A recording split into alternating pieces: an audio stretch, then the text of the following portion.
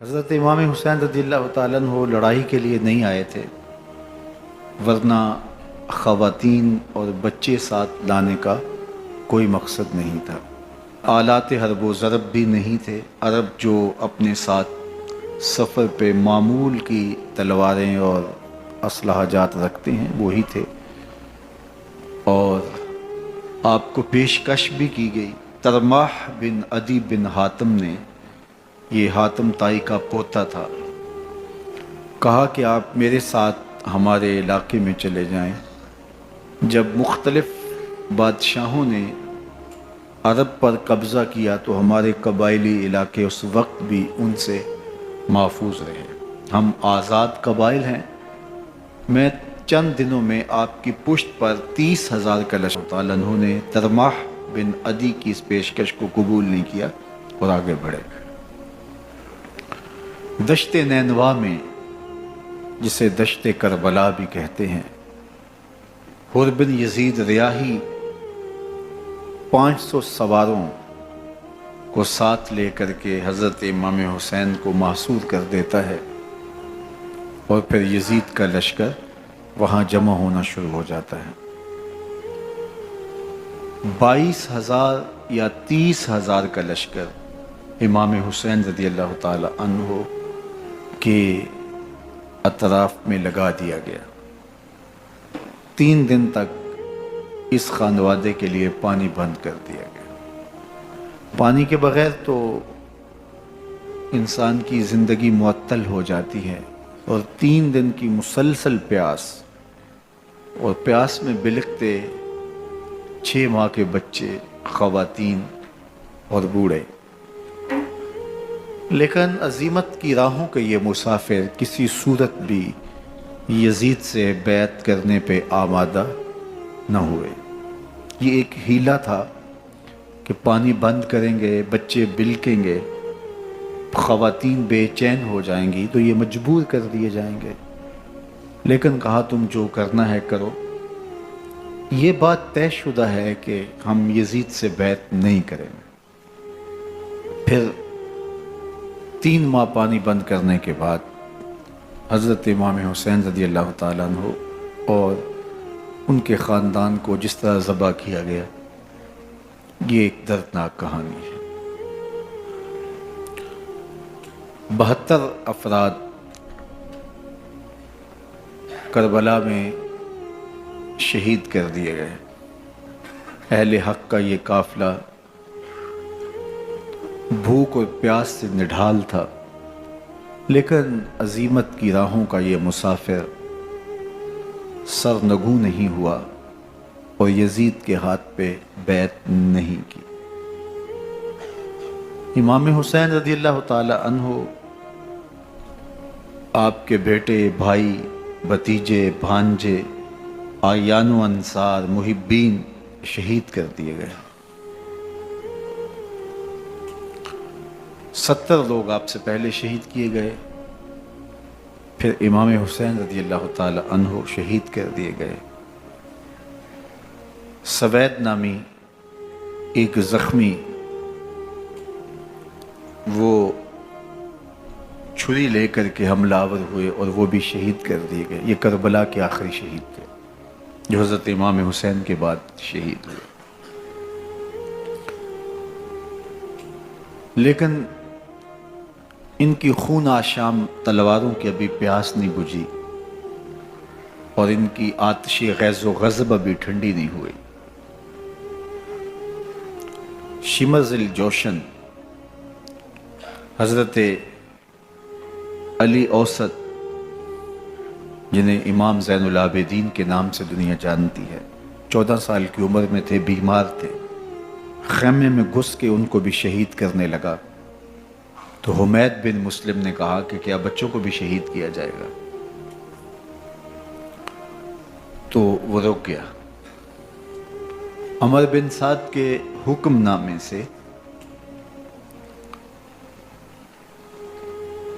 مقدس لاشوں پر گھوڑے دوڑائے گئے اور شہیدوں کے سر نیزوں پہ چڑھا دیے گئے۔ حسین ابن علی اور ان کے اعیان و انصار کاٹ دیے گئے۔ فتح کے نقارے بجے، جشن منائے گئے، اور یہ قافلہ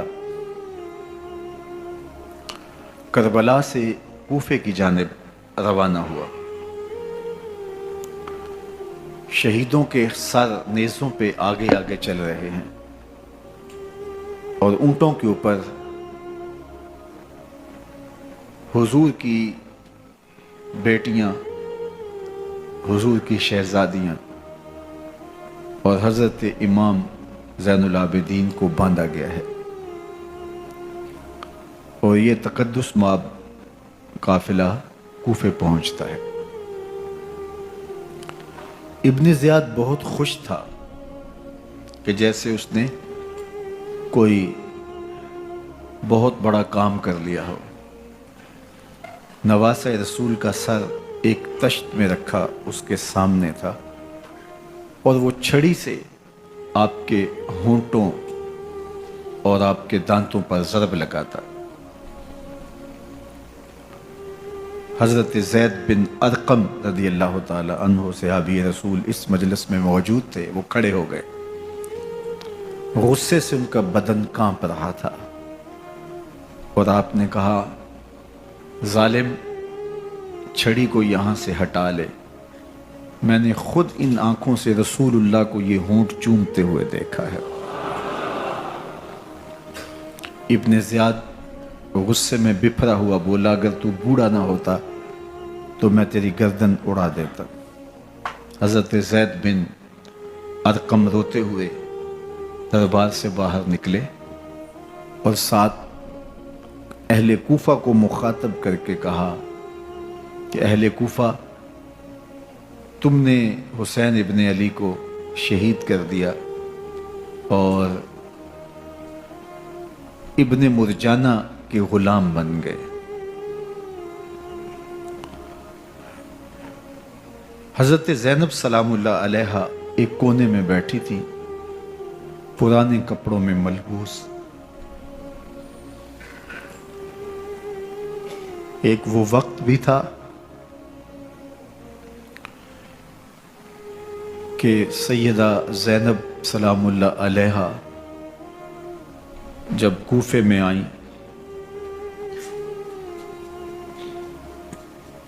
سیدنا علی المرتضیٰ کے زمانے میں، ان کے دور خلافت میں دارالخلافہ کوفہ متعین ہوا، تو یہ مدینے سے کوفے آئیں، تو اس وقت کوفے کی معزز خواتین نے ان کا استقبال کیا۔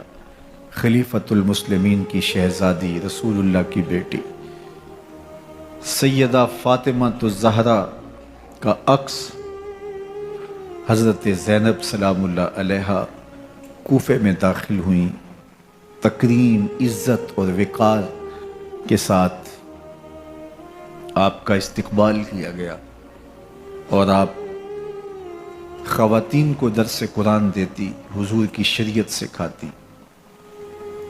اور آج وہی کوفہ ہے، وہی دیوار و در ہے، اور وہی زینب ہے، اور آج زینب کے ساتھ حسین ابن علی کا کٹا ہوا سر ہے۔ پرانے کپڑوں میں ملبوس حضرت زینب سلام اللہ علیہ آج اسی کوفے میں داخل ہوئی ہیں۔ دارالامارت کے ایک کونے میں تشریف فرما ہے کہ ابن زیاد پوچھتا ہے، یہ خاتون کون ہے؟ حضرت زینب خاموش رہی۔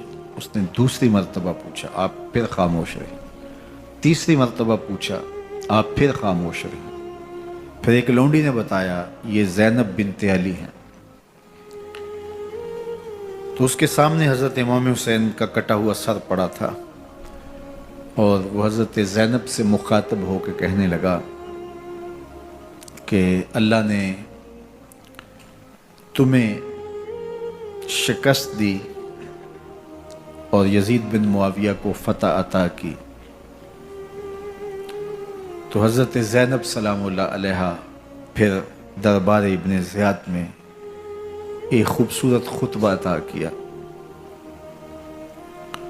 زینب بول رہی تھی، لگ رہا تھا مولا کائنات بول رہے ہیں۔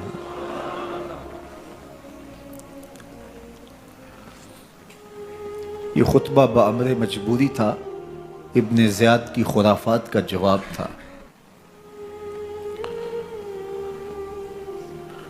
تو ابن زیاد سے اس کا جواب تو نہ بن پڑا، لیکن کہنے لگا کہ بڑی مکفّہ اور مسجع گفتگو کی، تمہارا باپ علی بھی بہت اچھا شاعر تھا۔ تو سیدہ زینب سلام اللہ علیہا نے فرمایا ہمیں مکفّہ گفتگو سے کیا غرض، یہ تو ایک حقیقت ہے جو ہم نے بیان کی۔ علی اوسط امام زین العابدین بھی پاس تھے، تو دیکھ کر کے کہنے لگا کہ یہ لڑکا کون ہے؟ تو فرمایا میں علی بن حسین ہوں۔ تو کہا کہ انہیں تو قتل کر دیا گیا۔ کہا وہ میرے بھائی تھے اور ان کا نام بھی علی تھا، میرا نام بھی علی ہے۔ تو اس نے کہا کہ اس لڑکے کو لے جاؤ اور قتل کر دو۔ حضرت زینب علی اوسط امام زین العابدین کے ساتھ چمٹ گئیں اور کہا کہ اگر تم اسے قتل کرو گے تو اس کے ساتھ مجھے بھی قتل کرنا ہوگا۔ تو ابن زیاد کہنے لگا کہ یہ عورت سچ کہتی ہے، واقعی اس کے جذبات یہی ہیں۔ اور الصلاۃ جامعہ کی پکار کے ساتھ مسجد کوفہ میں آ گیا۔ کوفے کے لوگ سارے ابن زیاد کے سامنے تھے۔ امام حسین کا کٹا ہوا سر ابن زیاد کے سامنے تھا، اور اس نے کہا کہ اللہ نے یزید بن معاویہ کو فتح دی اور کذاب ابن کذاب معاذ اللہ حسین ابن علی کو شکست دی۔ جب اس نے یہ بات کہی تو عبداللہ بن عفیف الازدی رضی اللہ تعالی عنہ موجود تھے، وہ کھڑے ہو گئے۔ غصے سے ان کا بدن کانپ رہا تھا، اور آپ نے پوری ہمت کے ساتھ ابن زیاد کو جواب دیتے ہوئے کہا، ظالم، حسین سچا، حسین کا باپ بھی سچا، تو جھوٹا، تیرا باپ بھی جھوٹا، جس نے تجھے امیر بنایا وہ بھی جھوٹا۔ تو ابن زیاد نے جب اپنے بارے عبداللہ بن عفیف سے یہ بات سنی تو اس نے حکم دیا کہ ان کا سر کاٹ دیا جائے، اور پھر حضرت عبداللہ ابن عفیف رضی اللہ تعالی عنہ کو شہید کیا گیا اور ان کی لاش کو سولی چڑھا دیا گیا۔ حق کی راہ کے یہ مسافر اپنی جان کس طرح راہ خدا میں سپرد کر رہے تھے۔ اہل کوفہ سہمے ہوئے، ڈرے ہوئے ابن زیاد کے دربار میں بیٹھے تھے، اور امام حسین رضی اللہ تعالی عنہ کے قتل کا، ان کی شہادت کا انہیں دکھ تو تھا، لیکن ان کے اندر ہمت، طاقت اور توانائی نہیں تھی۔ ان کی تلواریں یزید کے ساتھ رہیں اور دل امام حسین رضی اللہ تعالی عنہ کے ساتھ رکھنے کی بات کرتے تھے۔ پھر یہ قافلہ کوفہ سے چلتے چلتے دمشق کی جانب عازم سفر ہوا۔ ایک اونٹ پہ تین لوگوں کو سوار کیا گیا تھا۔ امام زین العابدین کو سوار بھی کیا گیا اور بدن پر زنجیریں بھی باندھی گئی، جکڑ کر کے سواری پہ بٹھایا گیا۔ اللہ اکبر! جہاں جہاں سے یہ لوگ گزرتے، لوگوں کو ان کی حالت پہ رحم آتا۔ بہت سارے لوگ نہیں جانتے تھے یہ کون ہیں۔ عمومی طور پہ راستوں میں یہی بتایا گیا کہ کچھ باغی لوگ ہیں جنہوں نے حکومت سے بغاوت کی، تو ان کے کیفر کردار تک پہنچا دیا گیا۔ راستے میں ایک گرجا گھر آیا اور وہاں یہ لوگ رات رکتے ہیں۔ گرجا گھر کی دیوار پہ لکھا ہوا تھا، اترجو امت قتلت حسین شفاعت جدہ یوم الحساب۔ کیا وہ امت جنہوں نے حسین ابن علی کو شہید کیا، قیامت کے دن انہی کے نانے سے شفاعت مانگیں گے؟ کس منہ سے شفاعت طلب کریں گے؟ اسی حسین ابن علی کے نانا سے، جن کے بیٹے کو، جن کے شہر۔ جب یہ تقدس مآب قافلہ دمشق پہنچا تو راستے میں ایک شخص قرآن مجید کی تلاوت کر رہا تھا، اپنے مکان کی چھت پہ بیٹھ کے تلاوت کر رہا تھا، اور یہ قافلہ اس طرح سے گزر رہا تھا کہ شہیدوں کے کٹے ہوئے سر نیزوں کی نوک پہ تھے، اور عصمت شیار خواتین اور امام زین العابدین اونٹوں پہ بندھے ہوئے تھے۔ تو پڑھنے والا تلاوت کر رہا تھا کہ کہف اور رقیم یہ ہماری نشانیوں میں سے بڑی عجیب نشانیاں ہیں۔ تو جب وہ پڑھ رہا تھا تو سر حسین سے آواز آئی، یا تالی القرآن، اے قرآن پڑھنے والا ہے، اصحاب کہف سے زیادہ عجیب قتلی و حملی، میرا قتل کرنا اور نیزے کی نوک پہ چڑھایا جانا ہے۔ یہ قافلہ یزید کے دربار میں پہنچتا ہے۔ یزید بہت خوش ہوا اور اس نے حضرت امام زین العابدین رضی اللہ تعالیٰ عنہ سے کہا کہ تمہارے باپ نے میری حکومت کے خلاف بغاوت کی اور وہ اپنے انجام کو پہنچے۔ تو آپ نے جواب میں قرآن مجید کی آیات کی تلاوت کی اور اہل بیت کے مناقب اور فضائل بیان کیے۔ سیدہ زینب سلام اللہ علیہ کا ایک خطبہ اہل بیت کی عظمت، مناقب اور فضائل میں یزید کے دربار میں اپنی انوکھی اور البیلی شان رکھتا ہے۔ یزید پہلے تو خوش ہوا، لیکن جب اس نے لوگوں کے چہرے دیکھے تو وہ پریشان ہو گیا، حتیٰ کہ یزید کے دربار میں ایک عیسائی سفیر آیا ہوا تھا، تو اس نے جب کٹے ہوئے سر دیکھے اور خستہ حال سادات کی شہزادیوں کو دیکھا تو اس نے کہا یہ کون لوگ ہیں؟ تو اسے بتایا گیا، تو اس نے بڑے تعصف کا اظہار کیا، کہا کتنے بد نصیب لوگ ہو، ہمارے پاس حضرت عیسیٰ علیہ السلام کے گدھے کا کھر موجود ہے اور ہم اسے بھی عزت کی جگہ پہ رکھے ہوئے ہیں، اور تم کتنے بدبخت ہو، اپنے رسول کے نواسے کو شہید کر دیا۔ بے مروت بے وفا تیرا بھی کیا افسانہ ہے، جس نے اپنی ہی شمع کو گل کیا تو وہ پروانہ ہے۔ تو یزید نے جب لوگوں کے تیور دیکھے اور بدلتے ہوئے حالات دیکھے تو اس نے تعصف کا اظہار کیا اور کہا اللہ برا کرے ابن زیاد کا، وہ امام حسین کو میرے تک پہنچنے دیتا تو میں ان سے اچھا معاملہ کر لیتا۔ کچھ لوگ اس سے یزید کو بری الذمہ قرار دینے کی کوشش کرتے ہیں، لیکن یزید کے اپنے حکم سے سب کچھ ہوا۔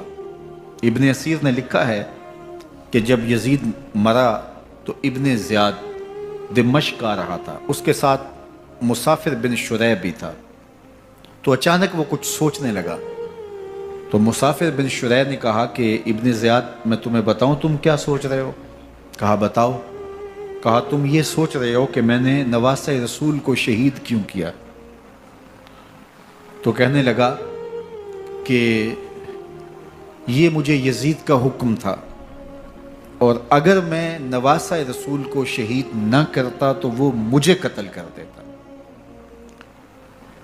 اور جب مسلم بن عقبہ کو مدینہ المنورہ کی حرمت کو پامال کرنے کے لیے اور حضرت عبداللہ ابن زبیر رضی اللہ تعالیٰ عنہ کی خلافت کے اعلان کے بعد مکہ المکرمہ پر حملے کے لیے جو یزید نے بھیجا، تو اس سے قبل اس نے ابن زیاد کو کہا کہ یہ کام تم کرو، تو ابن زیاد نے جو جواب دیا وہ یہ تھا کہ میں تمہارے کہنے پہ پہلے ہی نواسہ رسول کو شہید کر چکا ہوں، اب نواسہ رسول کو شہید کرنا اور کعبۃ اللہ کی حرمت کو پامال کرنا، یہ دو چیزیں میں جمع نہیں کروں گا، اور اس نے بادشاہ کے حکم کا انکار کر دیا۔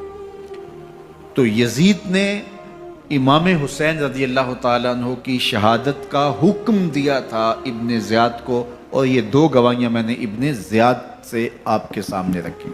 باقی اس کا یہ سیاسی پینترا کہ وہ تعصب کا اظہار کرے تو قاتل کی پشیمانی مقتول کی اہمیت تو بڑھا سکتی ہے، لیکن قاتل کے دامن سے قتل کا داغ نہیں دھو سکتی. تو حضرت امام حسین رضی اللہ تعالی عنہ کا قتل یزید کو اب نظر آ رہا تھا مجھے بہت مہنگا پڑے گا، آخرت تو برباد ہوئی، دنیا بھی میں نے برباد کر لی اور میری حکومت بھی مستحکم نہیں رہ سکے گی. تو اب اس نے یہ کہنا شروع کر دیا کہ خدا برا کرے ابن مرجانہ کا کہ وہ راستہ دے دیتا اور امام حسین کو میرے تک پہنچ دیتا. حضرت امام زین العابدین سے اب وہ لجاجت کرنے لگا اور کہنے لگا کہ حضرت آپ کچھ ارشاد فرمائیے. تو آپ نے 3 چیزیں ارشاد کی. آپ نے فرمایا ایک تو ہمیں خیریت سے مدینے بھیج دو، اور دوسری بات کہ قاتلان حسین کو ان کے کیفر کردار تک پہنچاؤ، اور تیسری بات مجھے دمشق کی جامعہ مسجد میں خطبہ جمعہ کی اجازت دو. اس نے کہا کہ خطبہ جمعہ کی اجازت بھی دیتا ہوں، آپ کو خیریت سے مدینۃ المنورہ بھی روانہ کر دیا جائے گا، لیکن قاتلان حسین کو کیفر کردار تک پہنچانا یہ میرے بس میں نہیں ہے، یہ ممکن نہیں ہے. اب مجھے بتائیے حاکم وقت ہو اور اتنا بڑا سانحہ اور واقعہ ہو گیا ہو تو وہ وہیں کھڑے کھڑے معذرت کر لے کہ یہ اس بات کو رہنے دو، تو اس کا مطلب سمجھنے میں کسی بھی باشعور شخص کو دیر نہیں لگتی. اسے چاہیے تھا کہ وہ کہتا کہ میں اس کی تحقیق کروا کے جو بھی مجرم ہے وہ کیفر کردار تک پہنچے گا، اور آپ نہ بھی کہتے تو یہ میں کرتا چونکہ میں حاکم وقت ہوں. لیکن اس نے فوراً کہا کہ یہ ممکن نہیں ہے. تو اس کا مطلب کیا کہ مجرم میں خود ہوں، تو میں اس سے جو ہے وہ بچنا چاہتا ہوں. تو اس نے حضرت امام زین العابدین کو کہا 2 شرطیں تو قبول ہیں، لیکن یہ تیسری شرط قبول نہیں ہے اور یہ ممکن نہیں ہے. تو یہ واضح اس بات کا اشارہ ہے کہ یزید کے حکم سے، اس کی منشا سے اور اس کے کہنے سے حضرت امام کو شہید کیا گیا، اور اس نے حضرت امام حسین رضی اللہ تعالی عنہ کے مبارک لبوں پر چھڑیاں بھی ماری اور آپ کے دانتوں پر ضربیں لگائیں چھڑیوں کی. وہ تو ایک صحابی وہاں موجود تھے جو کھڑے ہو گئے، انہوں نے کہا ارفع ھذا القدیب عن ھاتین الشفتین، ان ہونٹوں سے چھڑی ہٹا لے، میں نے ان آنکھوں سے رسول اللہ کو یہ ہونٹ چومتے ہوئے دیکھا ہے. جس طرح ابن زیاد کے دربار میں ہوا تو یہاں بھی ہوا. اللہ اکبر. تو یزید اپنے تئیں خوش تھا، لیکن لوگوں کے احتجاج کی سکت نہیں لا سکتا تھا کہ نواسہ رسول کو شہید کر دیا گیا. تو وہ یوں اپنی بات کو چھپانا چاہتا تھا اور بات ابن مرجانہ ابن زیاد پہ ڈالنا چاہتا. لیکن ابن زیاد کہتا ہے کہ اگر یزید کے کہنے پہ میں امام حسین کو قتل نہ کرتا تو میں قتل کر دیا جاتا، اور میں غزوہ کعبہ اور قتل امام حسین دونوں کو جمع نہیں کر سکتا، لہٰذا اب میں یزید کا یہ حکم نہیں مانوں گا، اس نے پہلے مجھ سے بہت بڑی زیادتی کروائی ہے. یہ تاریخ کی معتبر کتابوں کے اندر موجود ہے. اب یزید نے کہا 2 باتیں مان لیتا ہوں، آپ کو مدینۃ المنورہ بھی رخصت کر دیتے ہیں، اور دوسرا آپ کو مسجد دمشق میں خطبہ کی اجازت بھی دیتے ہیں. اللہ اکبر. یہ وقتی تصرف تھا اس کا، ورنہ یہ کون ہے اجازت دینے والا؟ ممبر تو حسین ابن علی کے نانے کا ہے. خیر مسجد دمشق میں گئے، لوگوں کا ہجوم تھا. حضرت امام زین العابدین ممبر پہ جلوہ فراز ہوئے. خطابت تو ان کے گھر کی لونڈی ہے.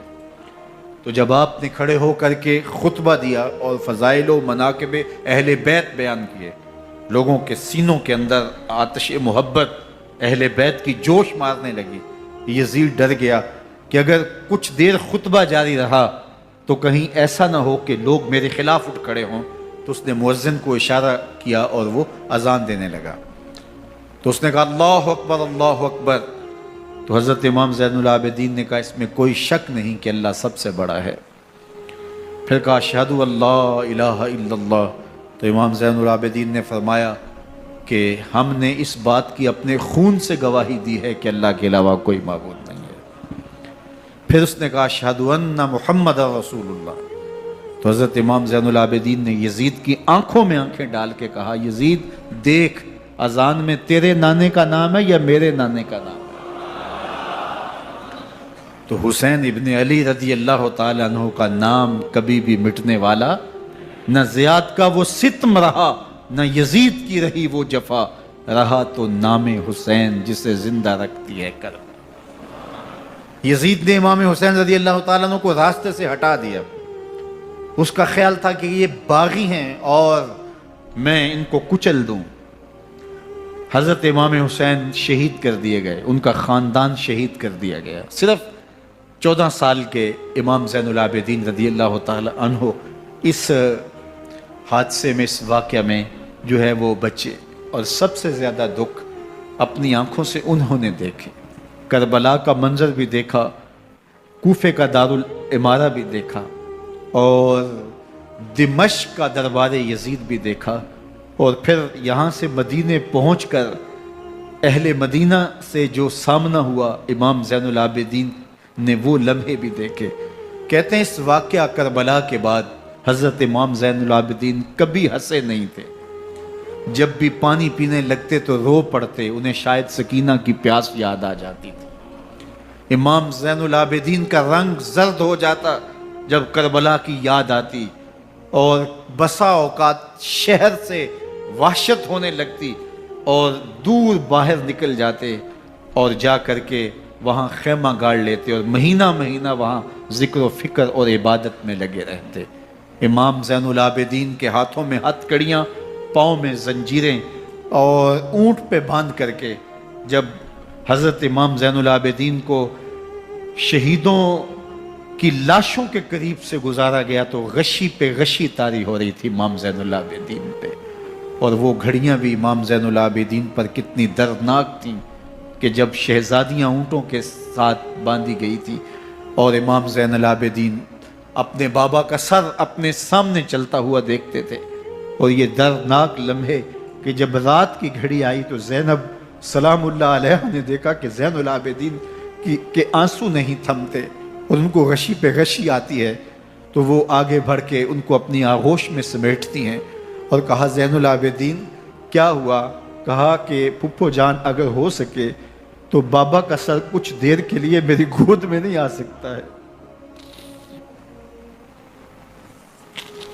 وہ وقت بھی امام زین العابدین پہ آتا ہے جب زخم اور درد اور دکھ حد سے تجاوز کرتے ہیں تو زین العابدین مدینہ کی طرف منہ کر لیتے ہیں اور حضور کی بارگاہ میں ہوا کے ہاتھوں پیغام بھیجتے ہیں. ان نلت یا ریح الصبا یوما الی ارض الحرم بلغ سلامی روزتن فیہا النبی المحترم یا رحمتا للعالمین ادرک لزین العابدی محبوس عید الظالمی فی الموکب والمزدحم. امام زین العابدین نے یہ سارا دردناک منظر اپنی آنکھوں سے دیکھا اور یہ سارے دکھ سہے. امام زہری کہتے ہیں کہ ولید کے زمانے میں دوبارہ امام زین العابدین کو پکڑ لیا گیا اور ان کے ہاتھوں میں دوبارہ ہتھ کڑیاں اور پاؤں میں بیڑیاں ڈال دی گئیں. میں ملنے گیا تو جو ہی امام کے ہاتھوں میں ہتھ کڑیاں دیکھی تو میرا دل ڈولنے لگا اور میری آواز گلے میں دب گئی اور آنسو تھے کہ تھمتے نہیں تھے. تو امام زین العابدین نے مجھے دیکھا تو مجھے تسلی دیتے ہوئے کہا زہری کیا ہوا تمہیں؟ تو میں نے کہا حضرت کربلا میں تھوڑے دکھ دیکھے تھے اور اب یہ حالت مجھ سے دیکھی نہیں جا رہی. تو امام زین العابدین نے ان زنجیروں کو اور ان ہتھ کڑیوں کو جن سے آپ جکڑے گئے تھے جھٹکا دیا، لوہے کی زنجیریں ٹوٹ گئیں. کہا زہری ہم اللہ کی تقدیر پہ راضی ہے ورنہ یہ زنجیریں کیا ہوتی ہیں. امام زین العابدین کو اللہ نے عزتوں سے نوازا تھا، ہر دور کے حاکم وقت ڈرتے تھے اور ان کی عزت سے حسد کرتے تھے. ولید بن عبد الملک بنو امیہ کا بڑا تگڑا حکمران گزرا ہے. ایک دن طواف کرتے کرتے حجر اسود کے سامنے آیا اور اس کے دل میں آیا کہ میں حجر اسود کو بوسہ کروں، لیکن رش اتنا تھا کہ آگے بڑھنے کی ہمت نہ ہوئی اور پیچھے ہٹ کے کھڑا ہو گیا کہ رش کم ہوتا ہے تو میں حجر اسود کو چومتا ہوں۔ اتنے میں امام زین العابدین رضی اللہ تعالی عنہ وہ بھی طواف کرتے کرتے حجر اسود کے قریب آئے، ایک لمحے کے لیے توقف کیا، لوگوں نے راستہ چھوڑ دیا، امام زین العابدین آگے بڑھے، حجر اسود کو چوما، پھر آگے بڑھ گئے۔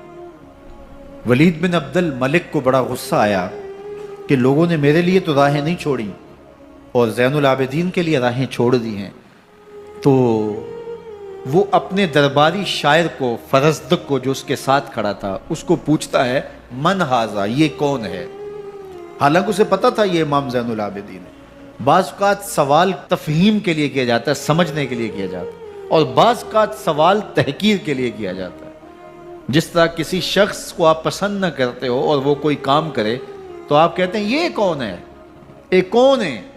تو اس نے کہا من ہاذا، یہ کون ہے؟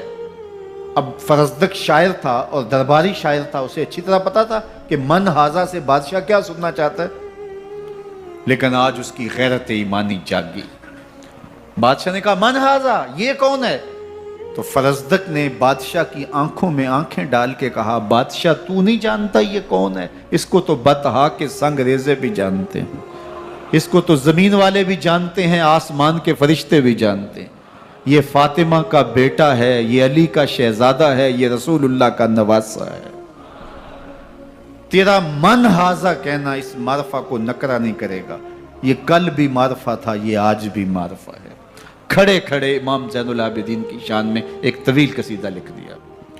بادشاہ تو اس سے کچھ اور سوچ رہا تھا، الٹ ہو گیا، اس نے ایک فرزدق کو جیل میں ڈال دیا۔ امام زین العابدین کو پتا چلا آپ نے اشرفیوں کی 2 تھیلیاں خادم کے ہاتھ بیچی، کہ ہماری وجہ سے تمہارے اوپر یہ افتاد پڑی ہے۔ تو اس نے تھیلیاں قبول کی، چوما آنکھوں سے لگائیں اور پھر خادم کے ہاتھ میں دیتے ہوئے کہا امام کو میرا سلام دے دینا اور کہنا حضرت ساری زندگی نے ٹگوں کے لیے، ان پیسوں کے لیے، اشرفیوں کے لیے شاعریاں کی ہیں، یہ جو میں نے قصیدہ لکھا ہے آپ کے نانا کی شفاعت کے لیے لکھا ہے۔ جو دلوں کو فتح کر لے وہی فاتح زمانہ۔ امام حسین کو تو کاٹ دیا گیا نا، اس لیے کاٹ دیا گیا کہ یہ ہماری حکومت سے بغاوت کر رہے ہیں، انہوں نے یہ کہا، بہانہ یہ بنایا، نظم حکومت میں یہ مخل ہو رہے ہیں، لہٰذا انہیں شہید کر دیا گیا۔ نہ صرف انہیں شہید کیا گیا، سر کاٹے گئے، نیزوں کی نوک پہ چڑھائے گئے، لاشوں پہ گھوڑے دوڑائے گئے۔ کیا کیا ظلم تھا، کیا کیا جبر تھا جو روا نہیں رکھا گیا، پیاسا رکھا گیا، بھوکا رکھا گیا، 6 ماہ کے بچے بھی نہیں چھوڑے گئے۔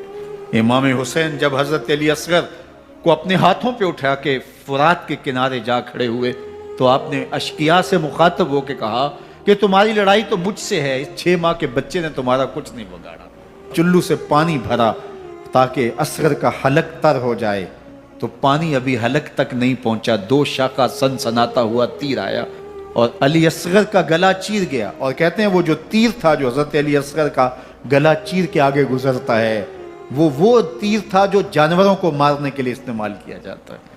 گردن لٹک جاتی ہے، خون بہنے لگتا ہے، امام حسین اس خون کو آسمان کی طرف اچھال کے کہتے ہیں مالک حسین کی یہ قربانی بھی قبول فرما لے۔ نسل مٹا دی گئی، شہید کر دیے گئے، گھوڑے دوڑائے گئے، سادات کرام عصمت شیار پیغمبر زادیوں کو اونٹوں پہ بٹھایا گیا، رسیوں سے جکڑا گیا، چادریں چھیننے کی کوشش کی گئی، کیا کچھ نہیں ہوا۔ تاریخ دردناک ہے، اور یہ پیغمبر کے ماننے والوں نے، کلمہ پڑھنے والوں نے یہ سب کچھ کیا۔ بے مروت، بے وفا، تیرا بھی کیا افسانہ ہے، جس نے اپنی ہی شمع کو گل کیا تو وہ پروانہ ہے۔ لیکن یزید کی دلیل یہ تھی کہ یہ حکومت کا نظم چلتا ہے، اسے چلنے دیا جانا چاہیے، انہوں نے کیوں رکاوٹ ڈالی ہے، لہٰذا یہ باغی ہیں، ان کو کاٹ دیا جائے۔ میں کہتا ہوں امام حسین کو شہید کر دیا گیا، ان کے اعیان و انصار کو شہید کر دیا گیا، پورے خاندان کو پیاسا رکھ کے ذبح کر دیا گیا، 6 ماہ کے بچے بھی نہیں چھوڑے گئے، 80 سال کے بوڑھوں کو بھی شہید کیا گیا، خواتین کو اونٹوں پہ بٹھایا گیا اور گلی گلی عصمت معاب پیغمبر رحمت کی شہزادیوں کو کوفے اور دمشق کے بازاروں کے اندر بھرایا گیا۔ تو مجھے بتائیں اس کے بعد یزید کی حکومت نے کیا کیا، ان کا کیا کارنامہ تھا؟ کتنے محدث پیدا ہوئے، کتنے مفکر پیدا ہوئے، کتنے جرنیل پیدا ہوئے، کتنے صوفی پیدا ہوئے؟ کون تھا جو ان کے تخت و تاج اور ان کی حکومت جس کو بچانے کے لیے اتنا بڑا حادثہ کر دیا اور پیغمبر کے بیٹوں کو شہید کر دیا؟ تو کیا پھر اس حکومت نے کیا یزید نے؟ یزید کا اپنا بیٹا تخت پہ بیٹھنے کے لیے تیار نہیں تھا۔ 6 ماہ کے بعد اس کی لاش گھر سے نکلی، اس نے کہا کہ یہ تخت جو ہے وہ آل رسول کے خون پہ بنا ہے، میں اس پہ نہیں بیٹھوں گا، اور رسوا ہو گئے۔ اور یزید جس کو زوم تھا کہ میں اتنی بڑی سلطنت کا مالک ہوں، اس کو بچانا ہے، اس سلطنت نے اسلام کے لیے کیا کیا؟ مجھے بتاؤ، کون سے جرنیل پیدا کیے، کون سے حکمران پیدا کیے، اس نے کون سے توانا لوگ پیدا کیے، کون سے محدث، کون سے مفکر، کون سے مسلح پیدا کیے؟ اور جس خاندان کو کاٹ دیا گیا، صرف ایک 14 سال کا علی اوسط زین العابدین بچا۔ اور ذرا حسین ابن علی کی نسل دیکھو، جعفر صادق کس نسل سے ہیں، باقر العلوم کس نسل سے ہیں، حضرت غوث اعظم کس کے شہزادے ہیں، حضرت داتا گنج بخش علی حجویری کس کے بیٹے ہیں، اور حضرت معین الدین چشتی اجمیری کس کے بیٹے ہیں؟ آج زمانے کو جو بھی دیا ہے حسین کے بیٹوں نے دیا ہے۔ یزید تخت بچا کر بھی امت کو کچھ نہ دے سکا، اور امام حسین نے سب کچھ لٹا کے امت کو ایمان کی بہاریں عطا کر دی۔ آج جہاں بھی ممبر و محراب کی رونق نظر آ رہی ہے، اس کے پیچھے حسین کا کوئی بیٹا کھڑا ہوا نظر آ رہا ہے۔ اللہ اکبر! اس دین کے خاکے میں رنگ ہی حسین ابن علی کے خون نے بھرا ہے۔ حسین اگر نہ شہید ہوتا تو آج گھر گھر یزید ہوتا، اسلام کی عظمت عیاں نہ ہوتی، خدا کے گھر میں اذان نہ ہوتی، بار الہ نوحہ سناتا پھرتا، تا روز جزا اشک بہاتا پھرتا، امداد نہ کرتے اگر کربلا میں حسین، اسلام تیرا ٹھوکریں کھاتا پھرتا۔ اللہم صلی علی سیدنا و مولانا محمد، اللہم صلی علی سیدنا و مولانا محمد۔ اللہ کے شیر ہے در کرار پر درود، اللہ کے شیر ہے در کرار پر درود، اللہ کے شیر ہے در کرار پر درود۔ حضرت حسن حسین کے کردار پر درود، اللہم صلی علی سیدنا و مولانا محمد، وعلی سیدنا علی و سیدتنا فاطمہ و سیدتنا زینب و سیدنا حسن و سیدنا حسین، وعلی آلہ و صحبہ و بارک وسلم۔ زینب کی بارگاہ میں، زینب کی بارگاہ میں، زینب کی بارگاہ میں، زینب کی بارگاہ میں سلام نیاز ہے، زینب کی بارگاہ میں سلام نیاز ہے، جو مرتضیٰ کی لاڈلی زہرا کا ناز ہے۔